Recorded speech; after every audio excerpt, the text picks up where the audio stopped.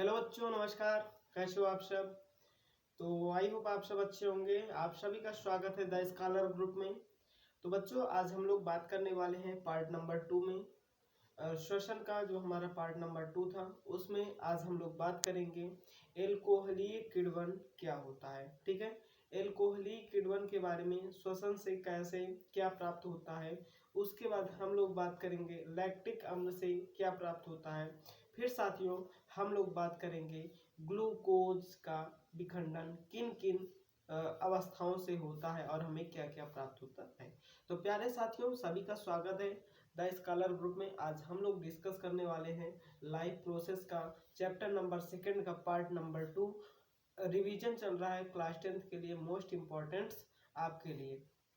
तो चलिए अब हम क्लास को स्टार्ट करते हैं और सभी लोग वीडियो को पूरा देखिए, यानी क्लास को आप पूरा अटेंड करिए। और अगर आपने पहली क्लास को अटेंड नहीं किया है तो जा करके आप केडी जनरल एजुकेशन पॉइंट पे देख सकते हैं। ठीक है, तो चलिए साथियों, अब हम लोग क्लास को स्टार्ट करते हैं। आइए, आपको आवाज़ जा रही होगी क्लियर? ठीक है, ओके। तो प्यारे बच्चों, अब हम लोग यहाँ पे डिस्कस करने वाले हैं। ध्यान पूर्वक देखिएगा, रिवीजन चल रहा है हम लोगों का पार्ट नंबर 2 रिस्पायरेशन का। ठीक है, आवाज सभी को क्लियर जा रही होगी। तो आइए हम लोग बात करते हैं नंबर पॉइंट फर्स्ट का। ठीक है, एल्कोहलीय किण्वन।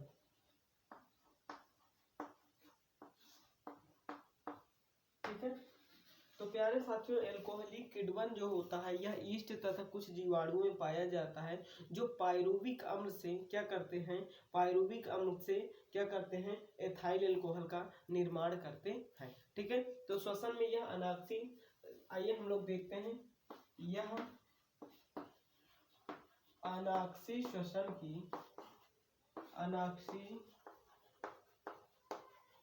श्वसन की क्या है, प्रक्रिया है। यह अनाक्सीय श्वसन की प्रक्रिया है। ठीक है, ध्यान पूर्वक देखिएगा, प्रक्रिया है जिसमें ईस्ट तथा कुछ जीवाणुओं तथा कुछ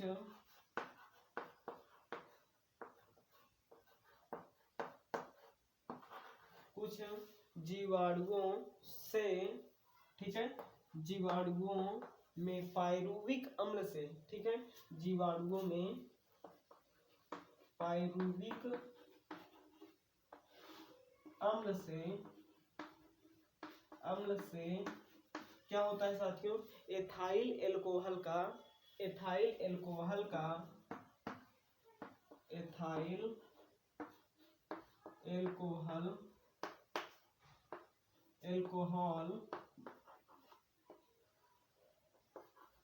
की प्राप्ति होती है। ठीक है, प्राप्ति होती है। ठीक है, और इस पूरे प्रोसेस को क्या कहते हैं, एल्कोहलीय किण्वन कहते हैं। ठीक है, इस प्रक्रिया को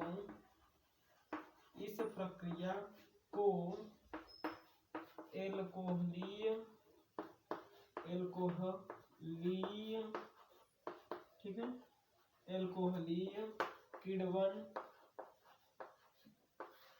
एल्कोहलीय किण्वन कहते हैं। ठीक है, अभी हम आपको समझा रहे हैं, इसको कहते हैं।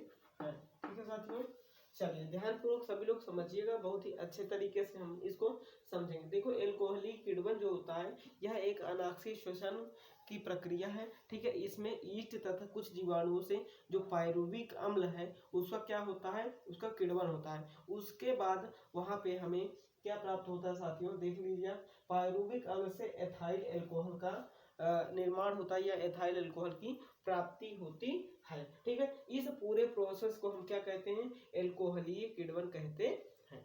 ठीक साथियों, समझ में आ गई है आपको टॉपिक।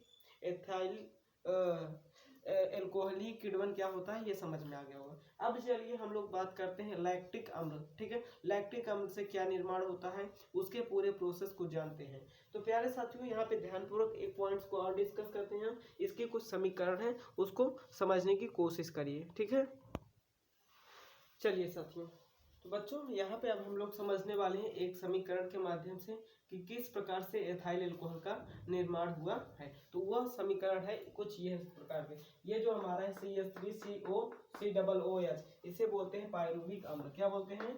पायरुविक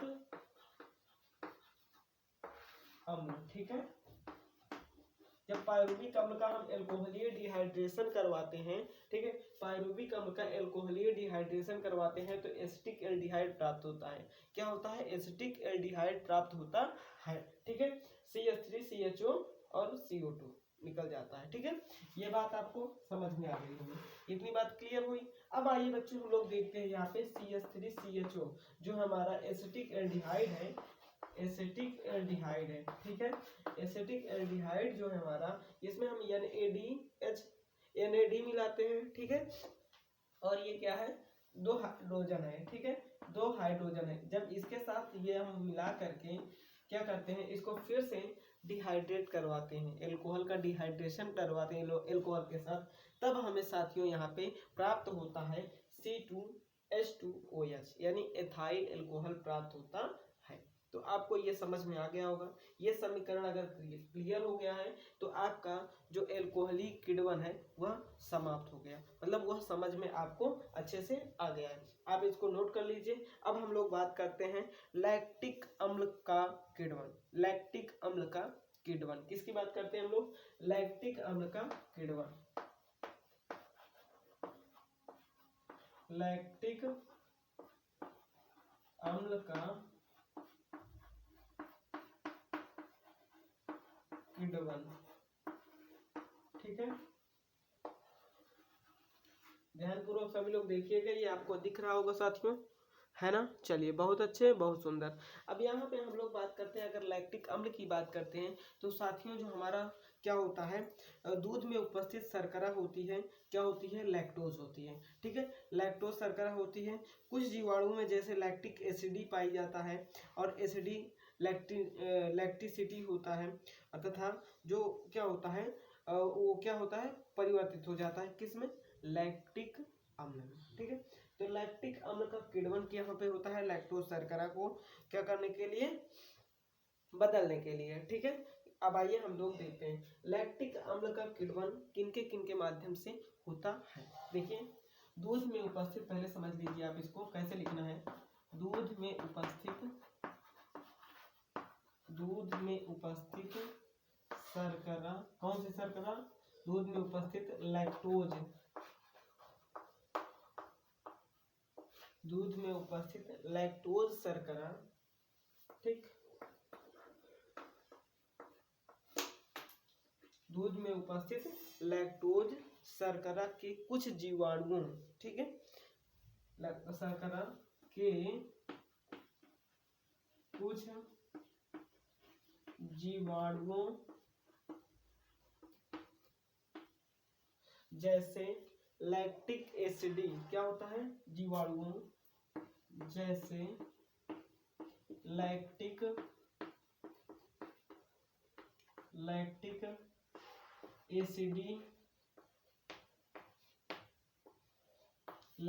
एसिडी है, और क्या है? लैक्टिसिटी है। क्या है? लैक्टिसी। ठीक है, लैक्टिसी। ठीक है, लैक्टिसिटी। ठीक है, लैक्टिसिटी क्या होता है? इसके द्वारा एसिडी लैक्टिसिटी के द्वारा क्या होता है? लैक्टिक अम्ल में बदल जाता है। जो ये लैक्टोज शर्करा है ये क्या होता है? इनके द्वारा क्या होता है? लैक्टिक अम्ल में परिवर्तित हो जाता है। ठीक है, एसिडी लैक्टिक एसिडी और लैक्टिसिटी के द्वारा लैक्टिक अम्ल में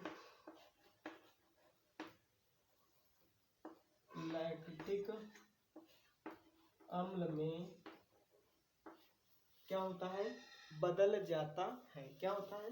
बदल जाता है। ठीक है बच्चों, समझ में आया लैक्टिक अम्ल। और यह जो पूरा प्रोसेस होता है इसको क्या कहते हैं? लैक्टिक अम्ल किण्वन कहलाता है। ठीक है, क्या कहलाता है? लैक्टिक अम्ल किण्वन कहलाता है। ये पूरा प्रोसेस समझिएगा। दूध में उपस्थित लैक्टोज शर्करा को उसमें उपस्थित कुछ जीवाणुओं से क्या होता है? लैक्टिक अम्ल में परिवर्तित हो जाता है। तो कौन कौन से हैं? लैक्टिक एसिडी है। ठीक है, क्या है? Lactic ACD. आप एग्जांपल में एक याद रखिए, लैक्टिक एसिडी जो हमारा ऐसा क्या है, जो हमारा एक मान लो कंपोनेंट है जो क्या करता है? वो परिवर्तित कर देता है किसमें? लैक्टिक अम्ल में। ठीक है, ये बात समझ में आ गई आपको? क्लियर दिख रहा है सभी को? चलिए हम लोग अब आगे बढ़ते हैं। यस, सभी को क्लियर दिख रहा है। अब हम लोग आगे बढ़ते हैं। ठीक है, चलिए बच्चों, अब हम लोग यहाँ पे समझने वाले हैं लैक्टोज जो है, अगर लैक्टोज का हम क्या करते हैं? उसका किण्वन करते हैं, उसको तोड़ते हैं, तो क्या क्या प्राप्त होता है। ठीक है, ध्यानपूर्वक देखिएगा सभी लोग। यहाँ से हम लिखना स्टार्ट करते हैं। लैक्टोज प्लस जल, जब हम इसको क्या करते हैं? तोड़ते हैं। ठीक है, इसको हम तोड़ते हैं तो यह साथियों किस किस में टूटता है? यह ग्लूकोज और ग्लूकोज तथा गैलेक्टोज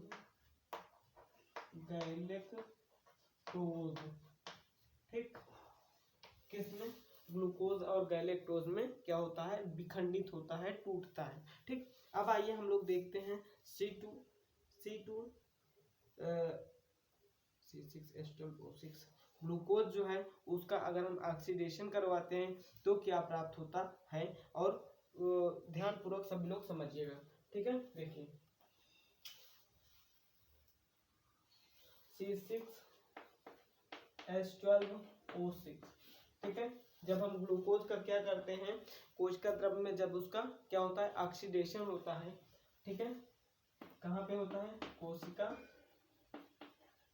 द्रव्य में। ठीक है, तब क्या होता है बच्चों? जब इसका कोशिका द्रव्य में क्या होता है? ऑक्सीकरण होता है। ठीक है, ऑक्सीकरण होता है तो क्या होता है? तब पायरुविक अम्ल का निर्माण होता है। पायरुविक अम्ल। ठीक है, तब क्या होता है? पायरुविक अम्ल का निर्माण होता है। ठीक, और जब ग्लूकोज का, ठीक है, पायरुविक अम्ल में क्या होता है साथियों? यहाँ पे क्या होता है? ऑक्सीजन का अभाव होता है, तब ये प्रोसेस होता है। ठीक है, क्या होता है? ऑक्सीजन का अभाव होता है। ठीक है,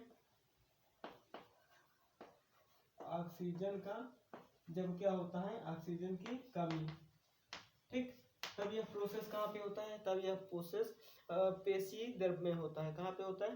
पेशी कोशिका में होता है। ठीक है, पेशी कोशिका में होता है। ठीक है, और जब ये पेशी कोशिका में होता है तो क्या प्राप्त होता है? तब प्राप्त होता है हमें लैक्टिक अम्ल। तब क्या प्राप्त होता है? देखिएगा ध्यान से, तब क्या होता है? लैक्टिक अम्ल। ठीक है, और उसके बाद बच्चों कुछ मात्रा में हमें ऊर्जा प्राप्त होती है। ठीक है, एटीपी। ठीक है, कुछ मात्रा में हमें क्या प्राप्त होती है? ऊर्जा प्राप्त होती है। ठीक है, ध्यानपूर्वक समझिएगा।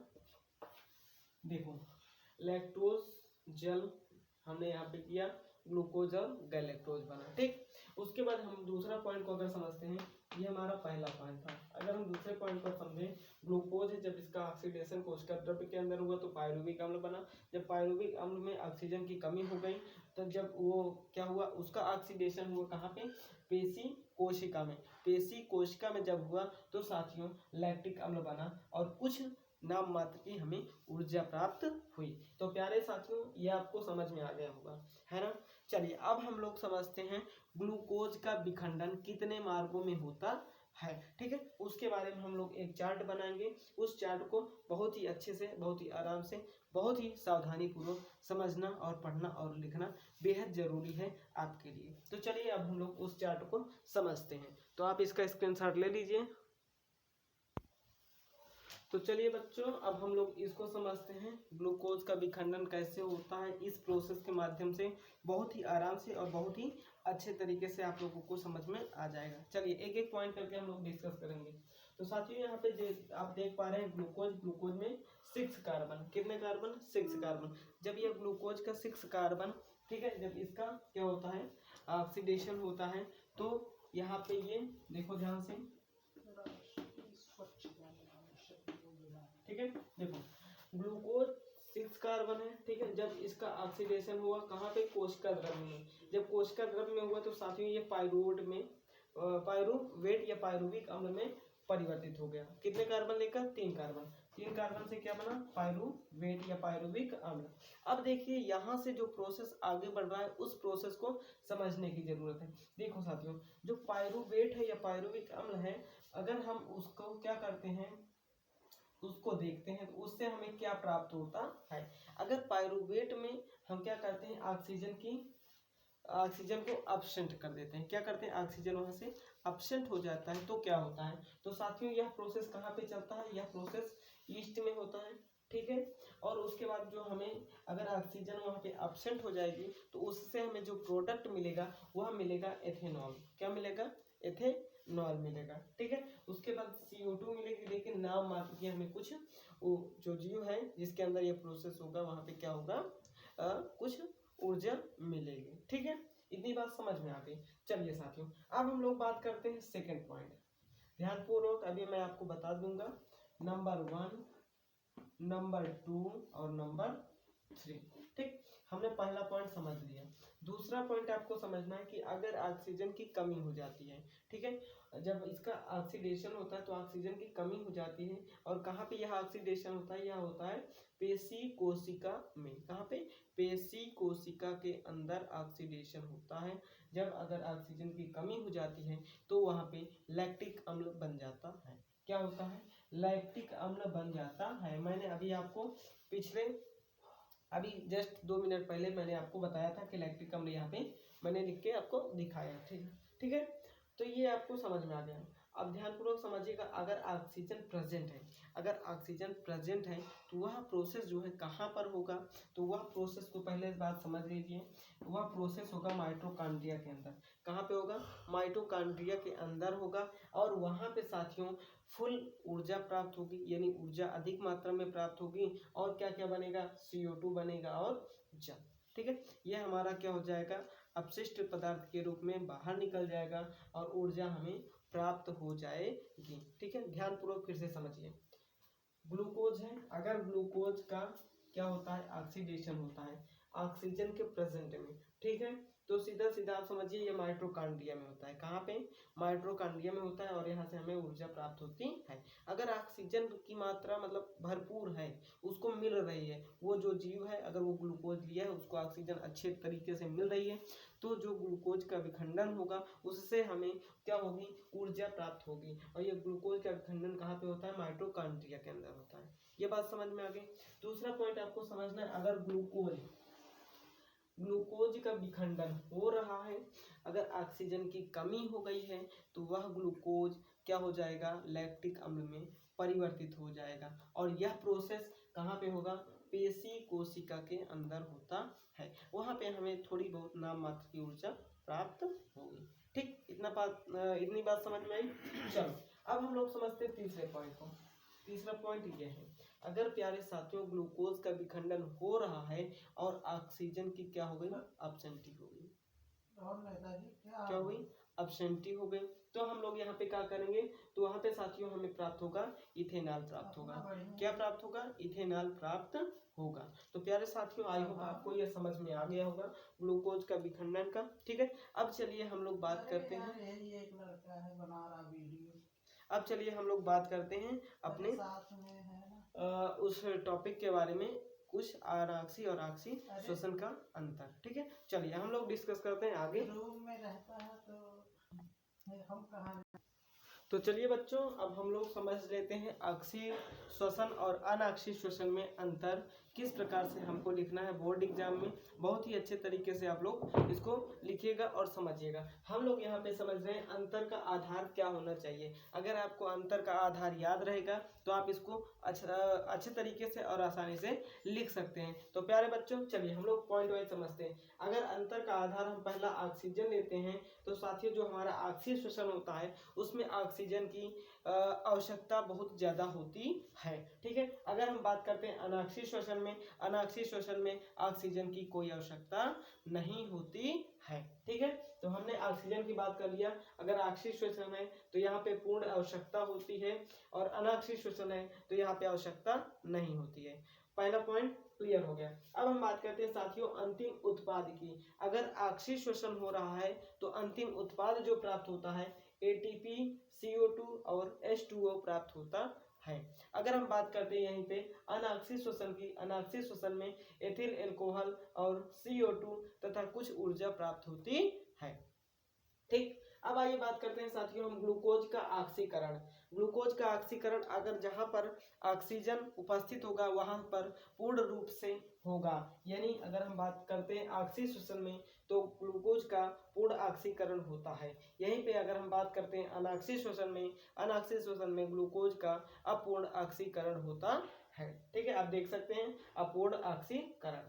आइए हम लोग बात करते हैं साथियों निर्गत ऊर्जा की। अगर ऑक्सीय श्वसन में निर्गत ऊर्जा की मात्रा को बात करते हैं तो वहां पे वह प्राप्त होती है 38 ATP ऊर्जा। ठीक है, या 673 किलो कैलोरी। ठीक है साथियों, समझ में आ गया।